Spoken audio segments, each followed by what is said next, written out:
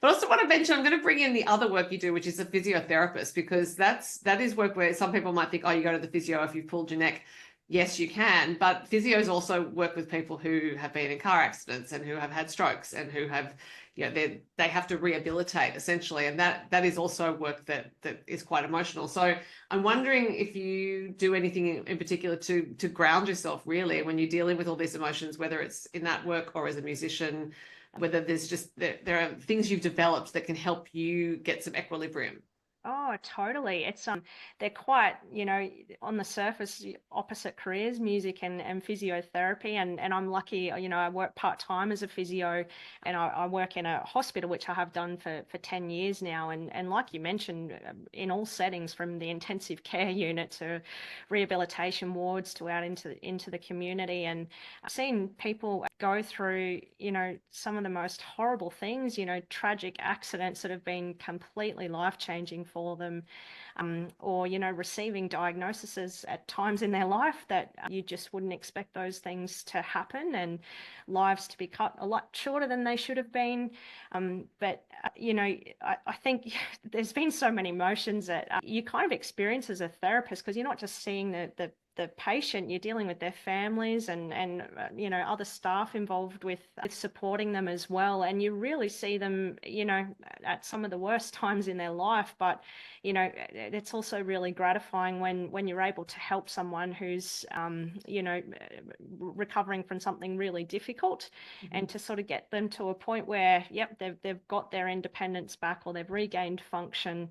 Working with a lot of stroke patients over the years, as a therapist and just as a person, some of my greatest achievements is helping someone that had no mobility to be able to get back to walking and returning home, and to see them out in the community. And that's really gratifying for me. But oh, absolutely, my office actually sits in the middle of a ward with a lot of oncology patients, so a lot of people that are there sort of end of life, and I can walk into my office in the morning and see family members upset out the front of someone's room, and know that that person's probably close or at the end of their life.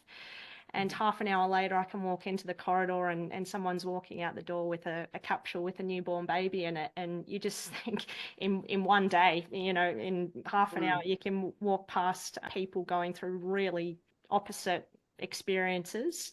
I think it's probably just, personally exposed me to a lot more life experiences that people go through, and emotions that are associated with that.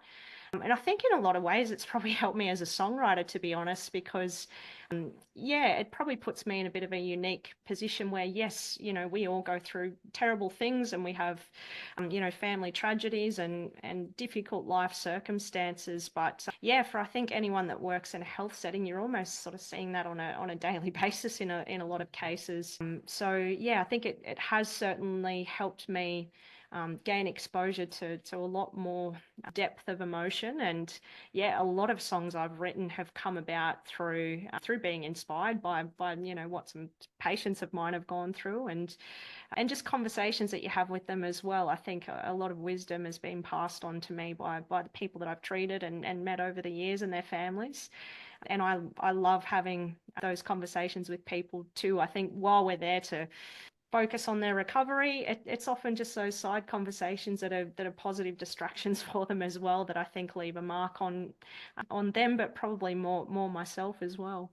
I think that's important context to have for you as a songwriter, particularly of a song like Days Like This, because that is how you understand, I think, or how you've learned to understand how to work with emotion in a way that it can be communicated, or that it can be put in a setting that someone else can understand.